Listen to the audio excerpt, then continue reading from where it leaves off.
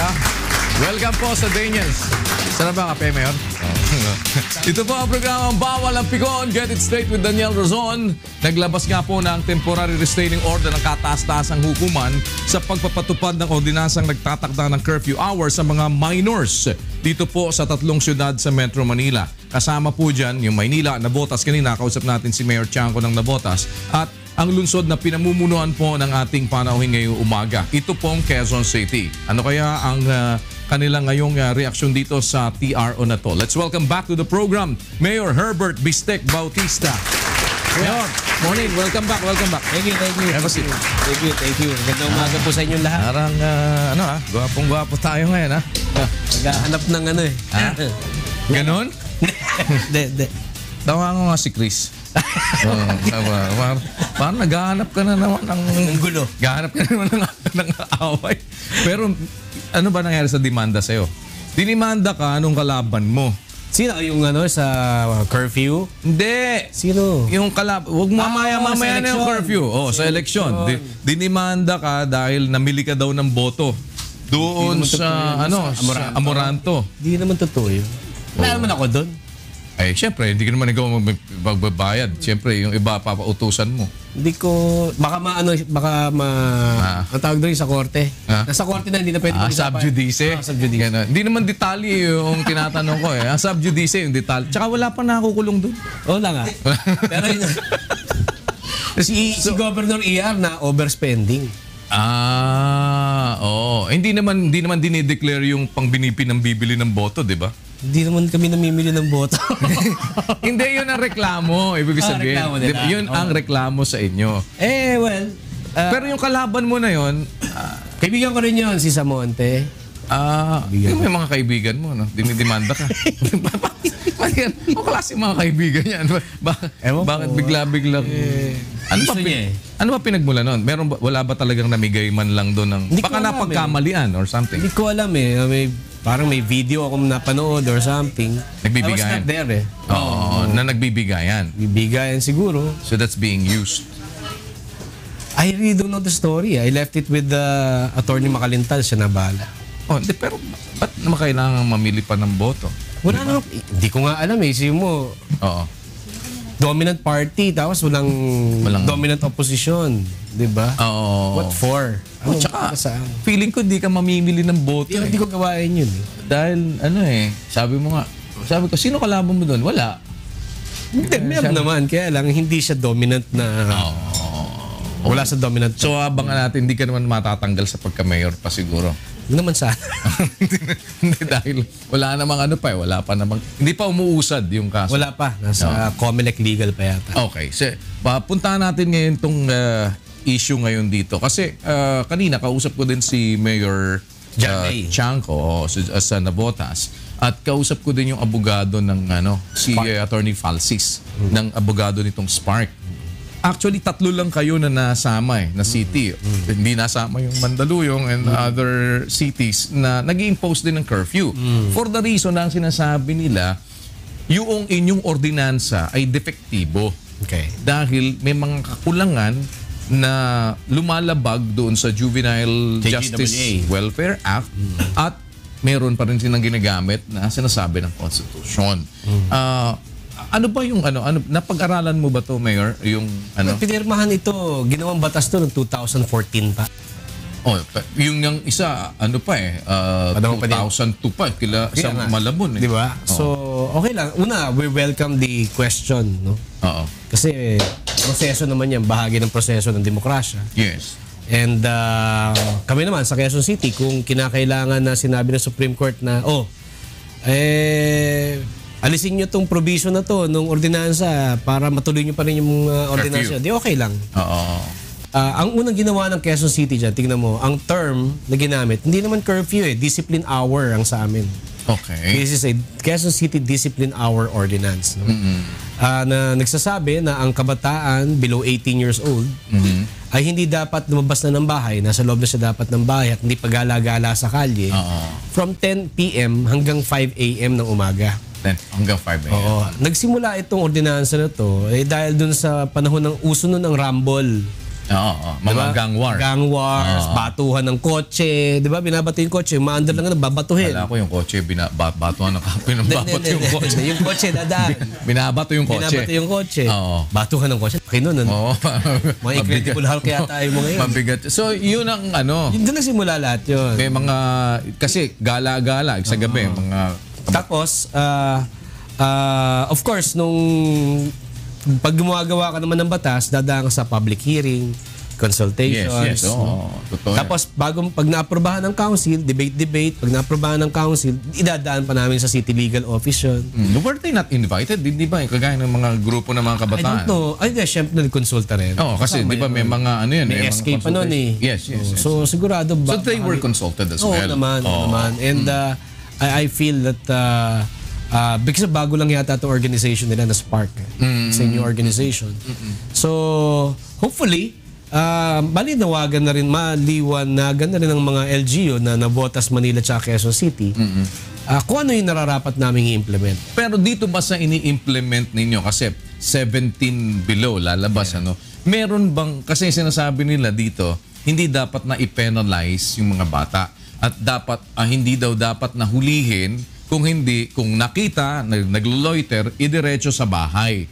Yun ang kanilang argumento. But with what you're doing, ano bang ginagawa nyo? Saan dinadala? Ordinansa kasi is a support to the JJWA, yung Juvenile Justice and Welfare Act. Yes. Sinusuportahan ng ordinansa. Of course, alam natin sa law that the higher law is the law, national law. No? So sinusuportahan niya yun. Now, may tatlong penal provisions tong ordinansa. Yung first offense, kukunin yung bata, tatawag yung magulang, tapos ika-counseling sila. Yung second offense, bayad ka ng 2,000 pesos, tapos community service yung magulang. Yung second. Second. Okay. Yung third offense naman, ang maximum penalty kasi na pwedeng ipataw lang according to the local government code is 5,000 pesos. So between 3,000 to 5,000 pesos maximum penalty, plus 5 to 6 months in jail or both, depende sa korte, para sa mga magulang. Hindi yung anak, hindi minors. Hindi minors. Pero ang isa ngayong contention doon, yung pagkuha doon sa minors. Kaya parang sinasabi nila na yun daw ang isa sa mga parang lumilitaw na parang labag doon sa Juvenile Justice Dalawa Welfare naman yun Act. ang pwede naman tingnan din ng Spark. That's the other view. No? The other view naman is that, kukunin yung bata, dadalhin sa magulang sa bahay, o doon magle-lecture, doon magka-counseling. Pwede naman Pwede. Diba? Pwede naman ganun eh. Or ipatatawag. Diba? I mean, either or, hindi naman siya yung reclusion na nakakulong. Behind bars or what? Hindi naman natin. Hindi naman ganun siya eh. It's more of, ang binabago natin dito yung kultura at pag-iisip ng mga bata. Na hanggat maaari ay ikaw ay gitong oras, 10 to 5 in the morning, kailangan nasa bahay ka na. At maiwasan mo yung pagsama sa mga grupo na hindi magbibigay ng magandang impluensya sa'yo. Ang argumento nila doon, nawawala daw yung, kasi parang, tsaka ang pinaparusahan daw dito parang lumalabas yung status. Dahil parang hindi ka dapat na maparusahan dahil sa estado mo, na ikaw ay bata o ikaw ay matanda. Ngayon, parang sila, nagkakaroon, samantalang ang ang sole responsibility daw ng ay yung magulang ang primary na magdisiplina sa anak. Exactly. So, binabago mo rin yung pag-iisip ng mga magulang. Na baka may mga magulang na pabaya. Yes. Alas 10 na, 10:30 na, wala pa rito yung bata. Pero hindi ganun ang pananaw naman nila. Ang sinasabi naman nila, ay kung ang magulang ay may tiwala dun sa anak niya, nagpaalam daw na mag-party-party or nagpaalam na manood ng sine, alam ng magulang daw di umano na responsable naman yung anak niya, so pinabayaan niya. Okay, kuwari, kinuha. Hinuli or napunta sa barangay ng pulis, dadalhin sa bahay o dadalhin sa barangay, tatawagin ng magulang, di mag-explain, ay, nagpaalam naman sa akin yan. Pero this oras ng unang gabi, dapat alam nyo na ho yan. So, binabago mo ngayon yung pag-iisip ng mga magulang. Tinatrain mo sila na yung parent at saka yung magulang at saka yung mga anak na at this time, dahil ikaw ay minor, 17 years old and below, hindi ka dapat nang lumalabas. Ngayon, kung may kasamang adult, Yes, pwede naman eh. Kung may kasamang adult, walang problema. Pero kapag dubious yung itsura ng taong adult, baka mamaya head ng sindikato or something. Yes, o meron baka ka pa rin- bugaw. O baka bugaw. Oo. Pwede ka rin na magtanong-tanong sa kanya. And then, dalhin mo ulit sa barangay or, o sige ho, Manong o Manang, samahan nyo nga kami at dalhin natin sa bahay ninyo to. Kung talaga magkasama kayo sa bahay, samahan namin kayo. I mean, there are a lot of ways eh. Well, meron sinasabi daw, yung mga kasama sa mga nagpetition, yung hinuli daw na kahit hindi naman sila minor, o maaaring kasi, kaya mo, halimbawa, mukhang minor ka pa rin. Pagka naglakad sa ano, oops, baka meron kasing ganun eh. Meron, parang ikaw din. Mukhang bata sa itsura, sa edad niya, di ba? Hindi mo masasabing 55 na. Oo Si nga. Jerry Pangula, di mo sabing 65 na to eh. Oh, mga 75 na. So, may mga ganon, parang napagkamalian. Ano bang hinahanap doon? Di ba, meron naman silang pwede ipakita na ID or something? Una, kaya nga that's also, personally, I also want na magkaroon ng national ID system na rin. Eh, no? Oh, okay. That's number one. So, you also advocate that one? Oo, kasi yung national ID naman, ang laman naman nun, hindi lang yung identification mo. Pwedeng nandun na yung SSS mo, kung private ka, kung ikaw ay GSIS, di GSIS. Ano na rin yung PhilHealth mo, possible. Yes, yes. Diba? At marami pang information na pwede. Nasa isang ID na lang. So, pwede rin Para yun na lisensya. ipapakita. Yun na ipapakita mo. So, isa yun. Number two, kung ikaw naman ay adult, sabi mo nga, hindi nga minor. Kasama daw yun dun sa nagre-reklamo kasi hinuli ng... But hindi siya covered nung law. Therefore, he's not a party to the issue. Because the party to the issue are only those that are affected. So parang hindi ikaw dapat nagre-reklamo. Hindi ikaw nagre-reklamo. Hindi, parang kaya siya nagre-reklamo dahil hinuli siya. Hindi siya covered nga nung batas eh. Oo. Kasi kung hindi ka minor, you're not covered by the law. Tsaka papatunayan mo lang naman na hindi ka minor, then pwede ka nang lumabas. Dahil kung alam tingin namin sa'yo, you should be flattered. Oo naman. 25 years old ka pero mukha ka lang 16. Di ba? Di ba? Yung mga ganun, di ba? Pero wala ba kayong ibang pinaplano ngayon regarding dito sa ordinansa na to na ito'y paamyendahan sa council? Before you answer that, we'll pause for a break.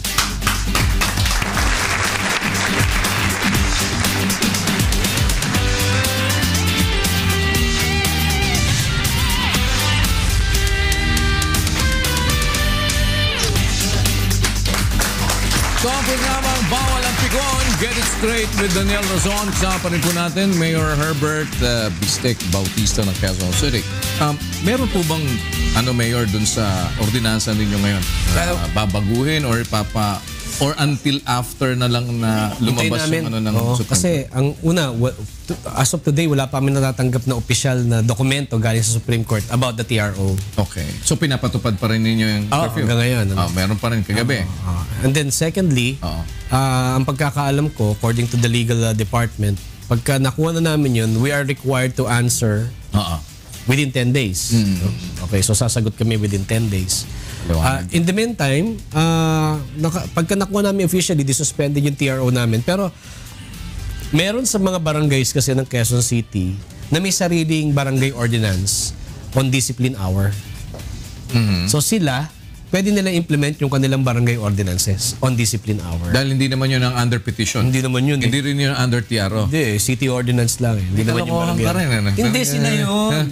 Sila yun. Yeah, that's how you actually circumvent it, di ba? Hindi naman eh. No, but let's, di ba? Like Let's call a spade, di ba? Something like that. Parang, okay, gusto nyo, i-petition nyo din sa korte muna yan. Sige. But for the meantime, na walang petition yan, Tuloy siya. pero sinabi mo pa, dapat pa rin yan. Di bawat isa yun, pipetisyonin niya. Bawat isang barangay. Exactly. Medyo mahal-mahal din magbayad ng... So, sa mga barangay, wala bang conflict yun doon, Mayor, doon sa ordinance mismo ng council, doon sa ordinance ng barangay? Hindi naman kasi... Nagko-complement ba The sila? barangay ordinance kasi says... local government code says that ordinances, whether local or barangay, must be consistent with existing laws, the Constitution, and city ordinances. So kung ano man yung mga patakaran na gagawin sa barangay, kailangan consistent dun sa city, sa national law, tsaka sa Constitution. So pasok naman lahat yun. So lalabas, hindi ito kasama sa napetisyon? Hindi po. So how many barangays po ang meron ito na kumbaga, pwede pa rin mag-impose ng curfew based on the barangay ordinance. That I will find out later kasi may Pero hindi lahat sa not all Quezon nga City. Not all 142 barangays. Aalamin ko mamaya kung ilan yung may discipline hour ordinance. Okay. Meron naman kasing barangay din dito na subdivision lang. So yung Homeowners Association policy naman pwede niyang implement na okay, kids, hindi kayo pwede lumabas ng 10 hanggang 5. So it's also imposable. It's a regulation of the subdivision, hindi naman siya regulation ng ordinansa ng barangay. So aalamin ko mamaya, may meeting kami ng City Legal at saka ng Social Services Department about it. Pero hindi nila pwedeng questionin kung ang magulang ang magbigay ng curfew. Siyempre. Dahil yun na sinasabi nila di ba? Kaya mas maganda yung mga magulang din. Magbigay na kayo ng sarili nyong curfew sa mga anak nyo. Panawagan namin yun na sana yung mga magulang, total nakasanayan na natin. Yes, oo. From 2014 to present. Oo. Wag na natin palabasin yung mga anak natin kasi ang ginagawa nitong ordinansa na to is safety nila. Kasi yung kaligtasan nila na hindi sila masama sa mga gangs o sa grupo na hindi tama, sa grupo ng mga nagdodroga, sa grupo na pagsasamantalahan sila para gumawa ng mali.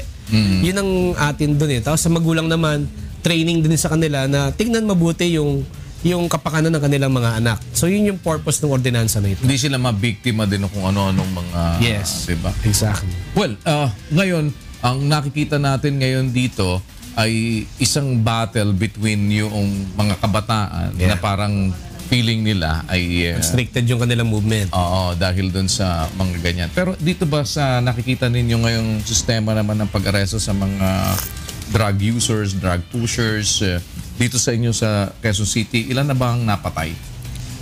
Nasa telepono ko. Nasa mga 28 nung Sunday. Pero that was Sunday. Ano na ngayon? Wednesday.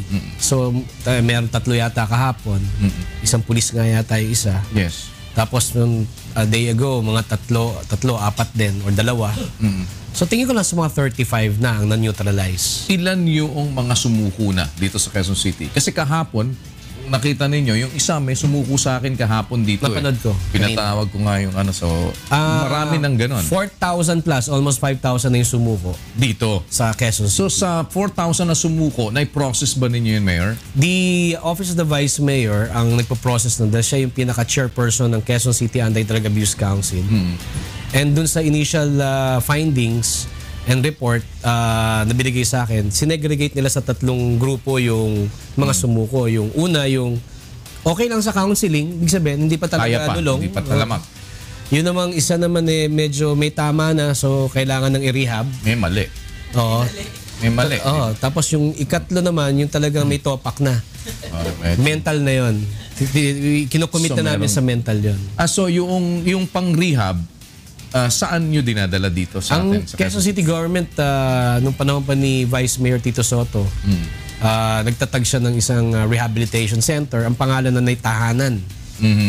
At may facilities naman. Oo, tagal na nun. Kasalukuyan ng kayang i-accommodate doon about 150. 150 only. 150. So far, ngayon, meron ng 4,000 na. Mahigit ang yung sumuko. Pero doon sa 4,000, ilan yung kailangan na hindi i-admit? Kukunin ko pa lang yung information. But certainly, it's more than 100 na yun. So, kasi may dati na Meron nung dati. So, nag-report sa akin ng Vice Mayor na initially, sabi niya, Mayor, kailangan natin magtayo ng iba pang mga rehabilitations all over Quezon City. Sabi ko, sige, let's look for a property where we can build on it. No? Ang problema sa Quezon City, mahal na lupa. Oo nga. Ang per square dito nasa 15, 12, di ba? Mahal, 15 mil? 15 mil. Hindi Well, depende kung saan. Kung saan location, minsan may 50. Kaya nga. So, di ba? So, medyo may hirap. Pero pag ikaw siguro bibili, mura lang makakabili ka na. Hindi, gobyerno bibili, di ako. So, wala pang namamataan tayo. Doon sa existing na tahanan o rehabilitation center, sa likod nun, may property ang city, pwede mag-expand. Siguro it can accommodate another 100. So dun dito mismo sa tahanan. Pero how long will it take for you to be able to construct that? Maximum siguro mga 8 months. So 8 months. But while wala pa yon, what do we do with these yung mga sumurrender na dapat na i-process, okay na yung padadala sa mental dahil Meron siguro talagang pupuntahan. may pupuntahan sila. Pero yung hindi pa, paano gagawin? Bago nyo po sagutin sa pang-post.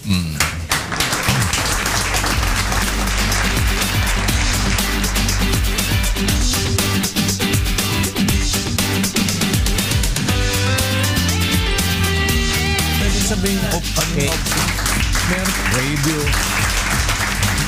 Ito ang programang Bawal ang Pikon. Get it straight with Daniel Roson. Kasama pa rin po natin Mayor Herbert Bistek Bautista ng Quezon City. So, habang iniintay po natin yung 8 months na yon, anong gagawin doon sa mga sumuko? Ang ginawa, well, kasi una, ang PNP, ang psychology lang na nila nung kinuha nila yung tukhang, no? Yung Yes, katok, pakiusap, is that ma-identify lang sila.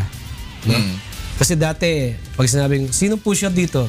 Wala nagsasalita kasi natatakot. No? So ngayon, dahil sa tukhang, lumabas sila, sumuko. Una, yung salita ni Presidente Digong, yung may psychological impact yun, yung fear. Yes. No? May fear impact. No? So suko sila. Yun ang concept ng PNP. Ang concept naman ng local government is that ngayon alam na namin kung saan kayo nakatira, ilan kayo sa pamilya ninyo. Oo, na maaaring... So, una, may asawa ka ba? Meron po. Nagtatrabaho, hindi. O sige, baka i-train namin sila for test na. Ilan na anak mo? 3. Ilan nag-aaral? Hindi po nag-aaral. Ilang taon?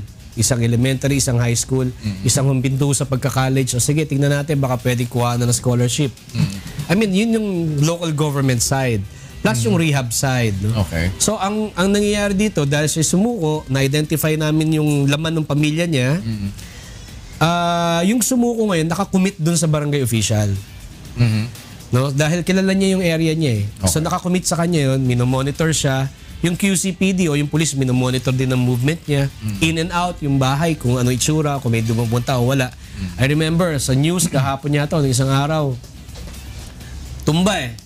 Dahil yung supposed to be na dalaw lang, dating tulak, isang matagal nang hindi umuwi, nung bumalik, nasa nasa listahan ng battle order of battle, pinanatan. So, patay. Yung pala, yung isa ang target. No? So, pareho silang target, nasa order of battle, ito rin target din tong isa. So, now you're now able to identify na consistent pa rin na yung nasa order of battle at saka ito, meron pa rin collusion o nag-uusap pa rin na maaaring ito na sumuko ay magtutulak pa rin. So ganun yung situation. Dahil parang baka sumuko lang para mas safe lang siya. Tsaka yung pressure, mawala yung pressure ng konti sa kanya. So ngayon, maraming ngayon na well, yung pa isa papadetermine natin, ilan doon sa sumuko, sa almost 5,000, ang tunay na gusto talaga magbago. As against yung kunwari lang sumuko para hindi tamaan. Ayaw lang mapatay. Ayaw lang mapatay. So kailangan ma-analyze mabuti 'yon. Paano ginagawa yun ngayon, Mayor? Kasi yun lang analysis po na sino ba loko-loko na dapat sa mental, sino ba re-rehab na dapat sa rehab, sino ba yung pwede naman na nakatikim pa lang na pwede pa makuha sa counseling or things like that. Well, yun nga, yung tahanan naman, merong Quezon City Anti-Drug Abuse Council. Nandyan yung 5 pillars of the criminal justice system, yung social service, at saka yung health department. No? Yung health department, may mga psychiatrist yan na siyang nagche-check kung ano yung level of dependency ng tao na yun sa drugs. Excuse me. Kapag nalaman nila na medyo okay pa to, o sige, counseling lang to. Pagka nalaman na medyo matindi na to, i-commit yun muna sa court. Kailangan na i-rehab to. Then the court will say, o sige, rehab ka. Si court na magde-determine based on the evidence presented by the Quezon City Anti-Abuse Council, sige, rehab ka. Or, pagka matindi na, yung nagwawala-wala na, yung napapraning-praning na, i-commit ka na sa National Mental Health. Pero how long will that take? Kasi parang ang daming sa influx ng mga sumusurrender. Nationwide yata 120,000. So dito pa lang sa Quezon City pagka with the facility mamumuwalang ka na. Wala, mahirap talaga. That's That's why lahat kami dito sa local government nabigla doon sa operation ng Tokhang. Oo. Kasi we were not prepared on the yung psychological impact na may mangyayari doon sa mga addicts or yung pusher Oo. na teka baka matuluyan ako dahil nagbigay ng order ang presidente within 30 days. 2 weeks before ako ay maupo, kailangan sumuko na kayo. Ganun eh. Eh di bago mag-June 30, nagsukuan na lahat. Dumami ng dumami. At continuously, dumadami pa. So hindi namin na-anticipate yung ganung kalaking volume. So hindi, anong reaction nyo ngayon dyan sa ganyang sistema? Do you agree with what the president is pushing now and with what he really wants to happen? Actually, ang maganda nangyari dyan, the national government, ang nakita sa national government, kulang din sila ng facility. Diba? Ngayon sila nagkakanda, na, isipin mo umabot sa point na nagsalita pa sa SOA ng presidente, na, pati yung mga military or police, gamitin na natin kasi mahal nga yung lupa. Di dyan tayo maglagay ng rehab center. Here we saw that the facilities even of the national government is lacking, kulang. So, kailangan talagang ngayon mag-invest. How much is, kung magtatayo ka ng 500-bed capacity na rehabilitation center, mahal yon. So, dito ngayon walang plano except dun sa extension lang dun sa tahanan? Merong, nagpinapahanap na namin, ang bala kasi is, if there are 6 districts in Quezon City, 6 rehabilitation centers. Yes. So, kada distrito man lang. 1 each. No? Pero ang problema nga is that napaka-mahal ng lupa. Baka maghanap na lang ng isang, District 5 and 6 dyan sa Quirino Avenue, yung center. Sama na sila. Common na sila. Dito sa 2, solo niya.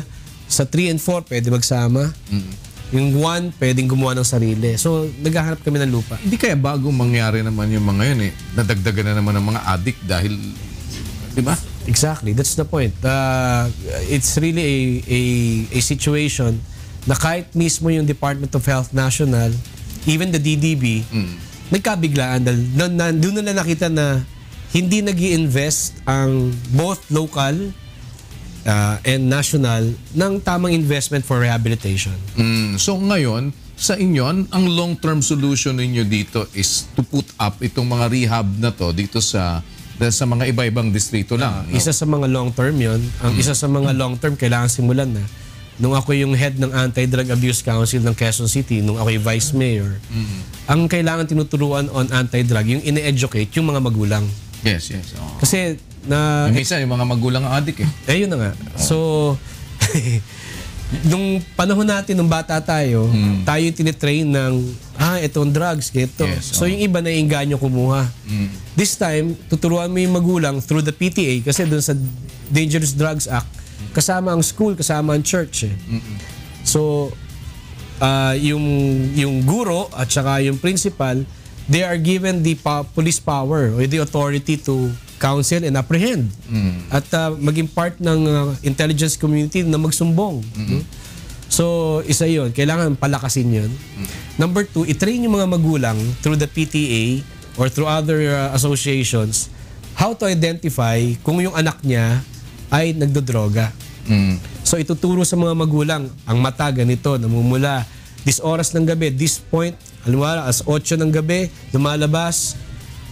Pag uwi, alas 12, biglang, bawal na yun. Pero assuming natin 18 years old. Teka muna, bakit buhay na buhay pa to? Samantalang the whole day, gising. Tapos hanggang ngayon, gising pa. May problema rito. Tapos, sino yung association niya? Sino yung grupong kasama niya? So, dapat the parent becomes responsible enough na ma-identify niya kung yung anak niya ay sumasama sa grupo, merong change of behavior, and kung medyo aligaga, there's something wrong there. Well, how about reintegration? Kasi isa sa mga problema yan, once identified ka na drug addict ka dati. After the rehab? Diba? After the rehab, ang nagiging problema mo ngayon dyan, para lang din isang nabilanggo. Exactly. Minsan nga, mas iba pa yung stigma nung nabilanggo lang for some other reasons. Right. Ito naman, pagka halimbawa, dating addict yan, baka mamaya patayin yan. Merong ganong klase ng stigma. Merong sa, I got to talk to, there are two groups, no? Una, sa Quezon City Anti-Drug Abuse Council, talagang meron kaming aftercare program. We also started the aftercare program. na kapag ikaw ay natapos na ng rehab, magre-report ka sa judge, sa court na, okay na po, tapos na ako yung rehab process namin. Tapos, monitor ka pa rin through the Barangay Anti-Drug Abuse Council kung ano yung movements mo. That's number one. Kung makikita kung babalik ka pa. Number two, we also have, we are working now closely with the Ateneo School of Government, Ateneo Law, na gumawa ng isang ordinansa for both. Yung mga na-rehab at saka yung mga laya sa preso, sa city jail lang level, no? Na ma-reintegrate and to, kasi kaya naman nag-addict yan dahil may konting kahirapan, so kaya siya nagnakaw o kaya siya nag-drugs. No? So kailangan ma-accommodate sila sa trabaho, kahit na OJT lang, so that makabalik sila doon sa kanilang tamang normal at tamang katauhan nila na sila ay tanggapin sa society. I got to meet them about 2 or 3 weeks ago. I told them that because they want to pilot the entire country, sabi, hindi, pilot nyo muna sa Quezon City yan. And then let's make an ordinance about it. And then from there, matetest natin kung alin yung mga dapat gawin so that we can, amend or change some provisions in the ordinance until we make it perfect. Kagaya ng mga pag-integrate din dun sa mga test the courses or what? Yan, din silang bigyan ng ganun. So may mga scholarship ba kayo for that? Oh yeah. We're very active sa TESDA.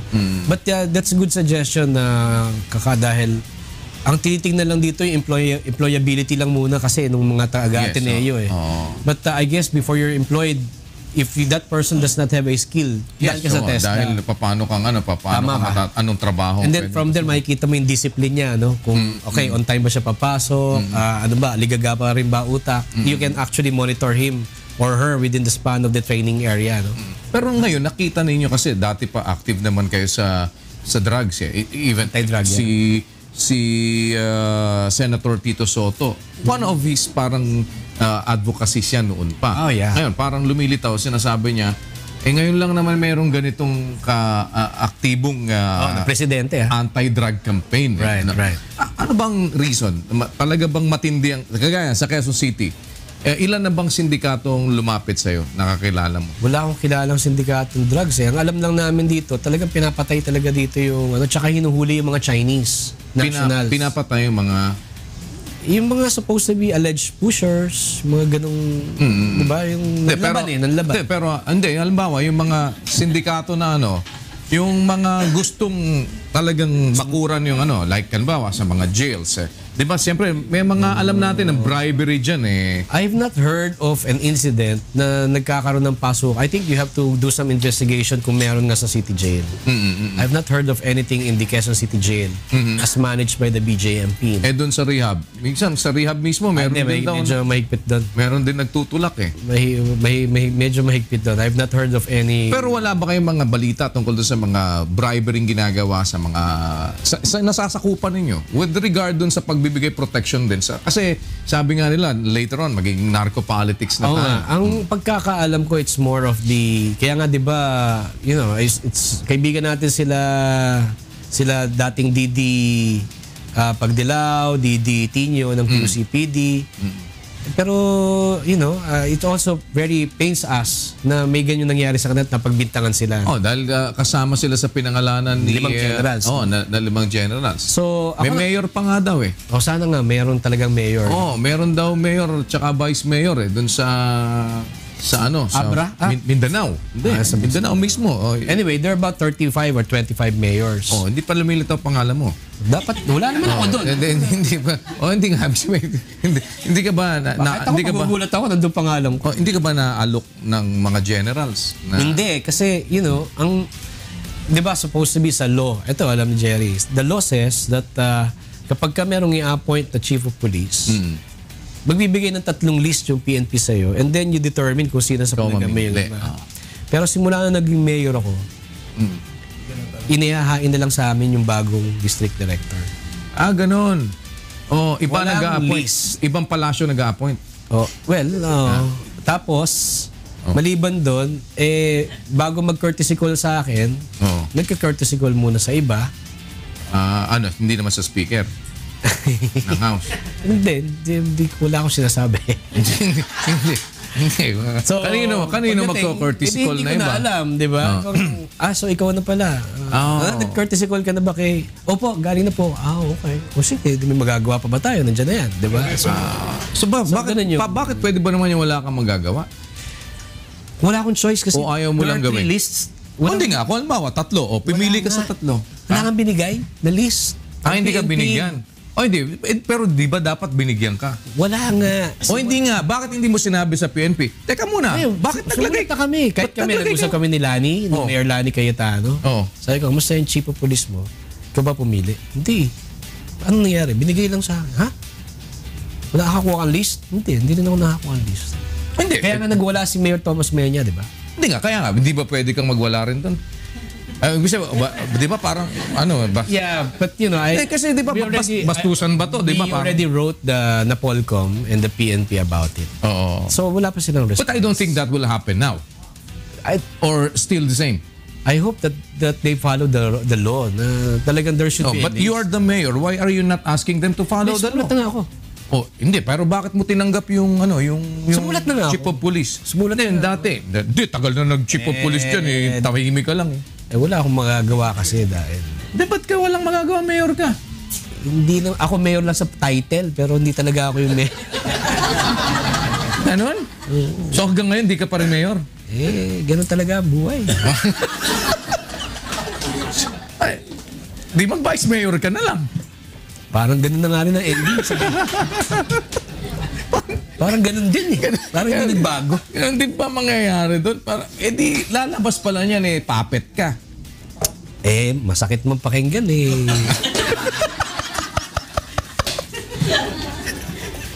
So kaya ka rin hindi nagsenador? Puppet nga tayo.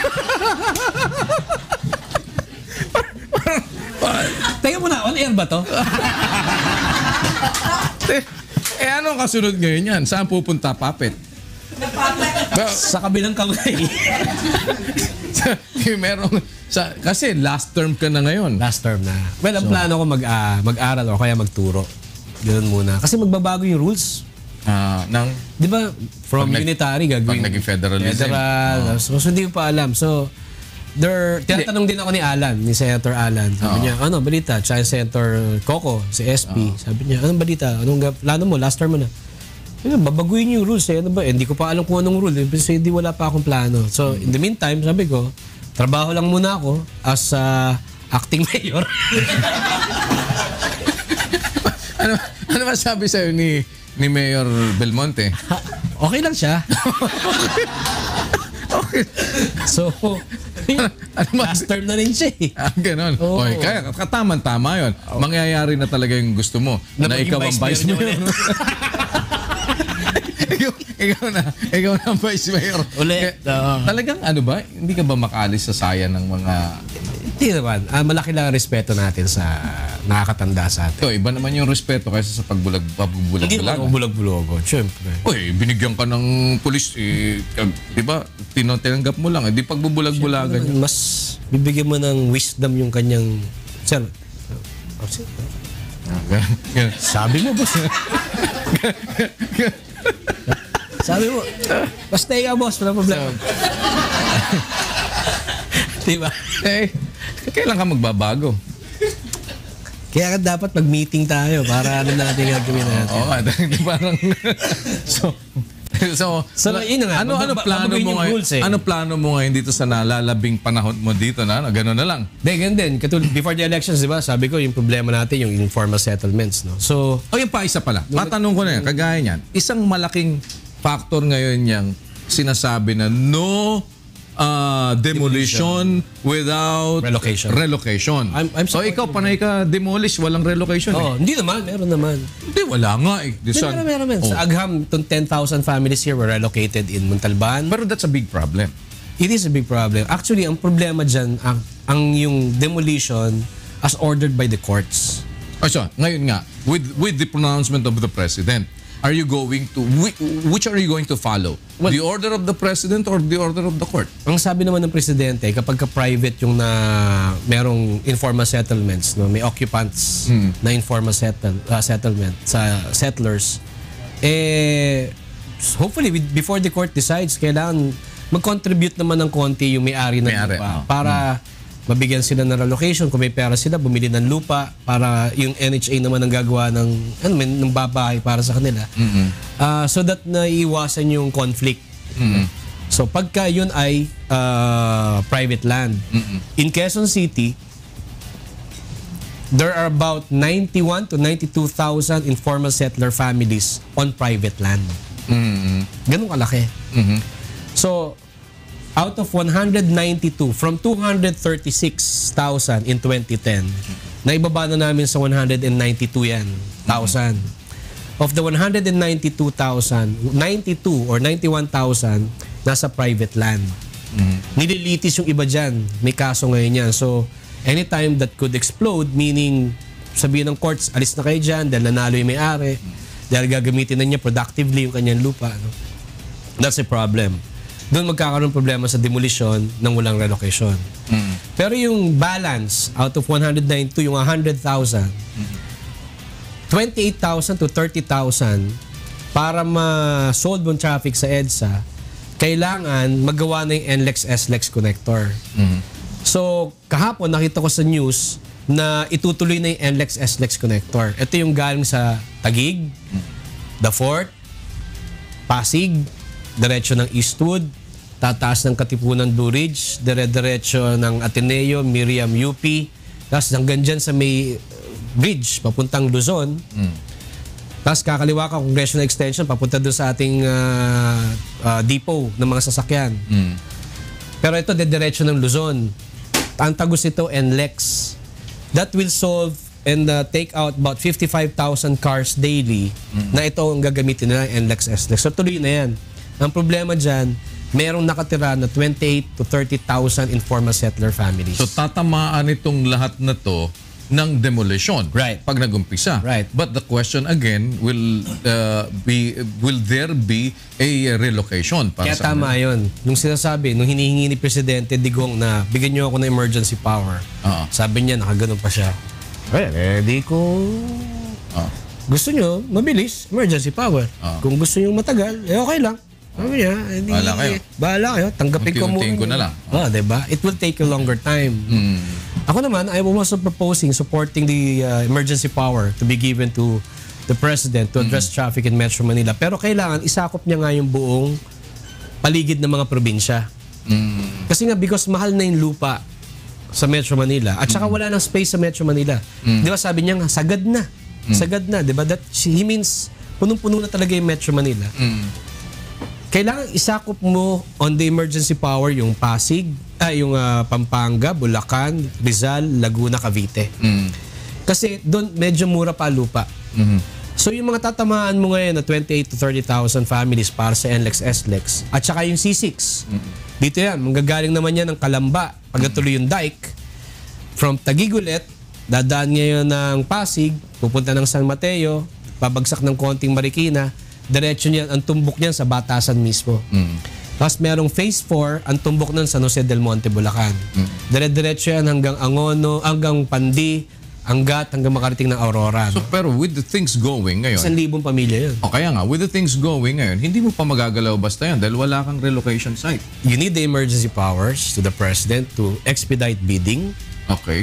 And then secondly, you need to expand the coverage of the emergency powers that the governors, the recipient, sa UDHA kasi, yung recipient kailangan tanggapin niya eh. But with the emergency power, wala siyang magagawa. He is actually forced, one way or the other, to accept. No? And maghanap ng ways and means para makapagbili ng lupa ang gobyerno, NHA, at makapagpatayo ng pabahay para sa natatamaan ng major projects na to to solve the traffic in Metro Manila. But for the time being, masasabi niyo po ba ngayon na sa Quezon City, wala munang mangyayaring demolition? Yeah, pwedeng wala. Except for some private nga. Dahil walang relocation. Oo, dahil isip mo di ba may mga Bisticville kami, no? Yes. It's about 23 na ngayon, 19 to 23, and hopefully by the end of my third term as acting mayor, maging 50 na siya, no? That could only accommodate somewhere around 10,000 families of the total 192. So, the rest are relocation, either in Pandibulacan, San Jose del Monte, Bulacan, and Rodriguez, Rizal. Pero as of late, wala na pumapayag. Wala. Ayaw talaga. Ayaw na nila. Ano bang final dito sa Cloverleaf? Sa Balintawak? Oo. Meron ng order yung court na kailangan talaga mag-renovate na yung may-ari ng kasi I think there are about 8 to 9 markets sa loob ng Cloverleaf area. So ano ba ngayon? Yung bang pina-close ninyo dati? Close o balik naman sa ligaya? Yung isa, nagiba na. Giniba na niya yung sarili niya. Nag-self-demolish siya. In fact, gusto namin siya kausapin na dyan na lang talaga lahat yung imbis na pumaparada yung nagbabagsak sa kalye. Diyan siya magbagsak sa loob. Tapos pwede rin siyang parking area. May bayad ng kikita rin naman siya doon. And then, dalhin yung mga goods sa loob ng mga palengke. Doon naman sa isa, dati kasi yung tatay nila ang kausap ng city government. Ngayon, it's the children. Yung children medyo open doon sa, talagang dapat nga mag-renovate, etc. So, may continuous dialogue yun. And then... But for the time being, operational sila. At saka yung iba nag-ano sila. About last week yata, last week during the Execom, nag-present naman yung health department, yung environmental department at saka yung market department ng kanilang inspection sa lahat ng 49 private markets sa Quezon City with the pictures and everything. Parang pag tinignan mo yung litrato, kailangan isa na sila lahat. O yun sinabi mo din sa akin dati. O pero hanggang ngayon, wala ka pang pinapasara. Ngayon, hindi ka pa inutusan ni Mayor. Hindi pa. So ngayon, bigyan nyo ako ng inyong ng inyong recommendation, tapos isa-isahin natin sila. Okay. No, because ang naging issue dun sa Balintawak, hindi, sinisingle out mo kami. Oo. Pero ngayon hindi, lahat na, i-cover na natin. Pero matagal na yan, bago pa nag-election yun, di ba? Ngayon okay na. Okay na siya ngayon. So, bibigyan nila ako ng recommendation and then we will now implement that they be given enough time to renovate. Yung iba magbebenta na lang ng lupa kasi hindi na viable. Pero dito ngayon, kagaya nan, nadinig niyo kasama na din yung paglalagay ng mga free wifi sa iba-ibang mga public. Ito, sinusulong na natin to dito sa Quezon City dati pa. Pero hanggang ngayon, wala pa rin nangyayari. Well, it's a project of the Department of Science and Technology. Towards the end ng term ni Pinoy, nagkaroon ng MOA with Quezon City and DOST. Naglagay sila dyan sa loob ng Circle, free wifi. Sa loob ng City Hall, free wifi din. And I think, if I'm not mistaken, NTC, nung na-interview sila about a week or 2 weeks ago, they're almost 80% all over the country already on parks. Parks pa lang yun. Wala pa yung public schools. Wala pa yung public state universities. At wala pa yung iba pang mga areas na dapat sila maglagay. So dito sa Quezon City, meron pa lang itong Circle at saka yung City Hall. Because gusto rin namin mag-invest sana. Kaya lang, we signed a MOA with the DOST na sila mag-install ng lahat ng mga... Kailan po magkakaroon ng katuparan yun? Well, pa-follow up namin kasi until now, hindi ko alam kung sino ang DOST natin. So far, yun ay dapat implementation na lang. Implementation na lang. Kasi may MOA naman namin. So yung inyong tower dito, matutuloy pa ba? Or? Yun nga, I was asking you in the broadcasting world, sabi ko nga, nung sinabi ni President Digong, hindi, dalo natin yung fiber optics, no? Sabi ko, tinanong kita kanina, di ba? Fiber optic, kailangan pa ba ng tower doon? Kung fiber optics, hindi. Pero hindi naman lahat ng infrastructure natin, fiber optics ang pagdadaanan. Dahil meron din naman pangangailangan talaga dun sa mga tower, kagaya ng mga cell sites, kagaya ng mga microwave and everything na ginagamit natin ng wireless connection. Kasi may mga wireless yan eh. Diba? Ito wired yan eh. Yung fiber optics is wired eh. So, yan yung inilalatag sa ilalim. So, ito naman, iba naman. Kaya ngayon, pasok na din yung mga iba-ibang direct to home. Oo, yung mga disc, direct to home yan. So they will be needing that as well. Okay. So yun lang ba ang ano ninyong contention ninyo ngayon? I have not met with the Department of Science and Technology head. I don't know his name eh. As soon as I get to meet, ang focus ko kasi ngayon, kausap ko si Secretary Tugade, the General Manager ng NHA, si June Escalona, at saka si VP Lenny on housing para nga doon sa project. I'll be meeting Secretary Mark Villar next week. I'll be meeting with DILG Secretary Sueño on Monday. On the issue of traffic management lang in Metro Manila. No? And then from there, papasok na ako dyan sa tower. I'm happy na yung WTE, gusto ni Presidente, tsaka ni Gina Lopez, Secretary Lopez. But we will still make an presentation to the Secretary of Environment para makita niya kung ano yung programa namin sa waste to energy. Klaro na lahat yun eh. Yung tower na lang ang problema ko. That's why I'm, buti na tanong mo, last night or 2 nights ago, hindi ako makatulog. Sana matuloy yung tower. Kaya lang, nagdadalawang isip din ako personally kasi, teka, paano yung fiber optics nga pala? Nandun lang ako. If I get to talk to a lot of people who are in broadcasting and they say, hindi, kailangan pa rin ng tower. Okay. We still push for it. Baka si Martin, we can talk to Martin Andanar, Secretary Andanar. Well, ngayon ho, na kayo ay acting mayor pa ng... ano ba ang inyong masasabi sa ating mga kababayan dito sa Quezon City? Well, sa mga nalalabing araw ng pagiging acting mayor nyo?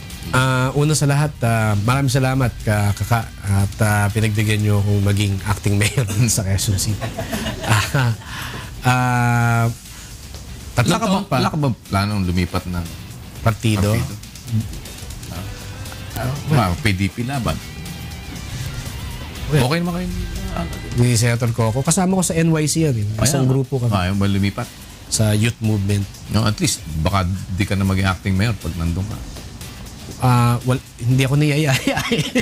Pwede ko naman Volunteer. Magpresinta. Oo. Dami nang lumipat eh. Di ba? Talunan ngayon. Mamaya may meeting kami. Merong oath-taking ng League of Cities of the Philippines. Dati ako yung presidente. Ako, oath-taking ng PDP laban. Na nanalo na si unopposed si Mayor Angeles Mayor Pamintuan. Siya na yung bagong LCP president, League of Cities of the Philippines president. Hindi na ikaw. Outgoing ako. So may oath-taking sila. Si Mayor Lani Cayetano ng Taguig ang chairperson. So may oath-taking kami mamaya sa Malacanang. Makikita ko si presidente. Para akong langaw na ikot-ikot lang muna doon. Parang kahit saan tumingin si presidente, gagano. Ayan, gagano. Pag tumingin doon. Tapos sabi mo, pwede ba ako dyan? Sama na ako dyan. Sama na ako. O di sabihin na natin, Mr. President. O di parang ganun lang. Ganun lang kasimple.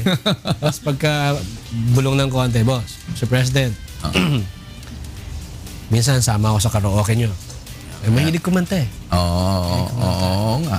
Sino bang, tatanungin ka na naman nun, sino bang, mo ngayon, kasama mo ngayon? Wala akong makitang apelyido Duterte.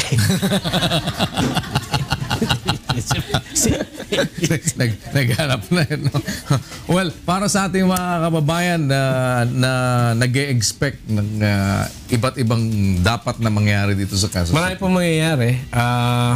Ang binibigyan natin ng halaga talaga yung mga... Kasi sa yung mga middle class, ginagawa naman natin yung kalye, pinapailawan natin yung kanilang mga lugar, although may mga lugar pa rin madidilim. Yung drainage system, may dating bumabaha. Ngayon, hindi na masyadong bumabaha. Parang ang problema talaga natin yung mga informal settler families. We're not cuddling them. Ang ayaw lang natin is that dahil merong national government project na ikauunlad ng ating bansa, sinasabi nila ang traffic sa Metro Manila nakakasira o nakakabawas ng 2 billion per day.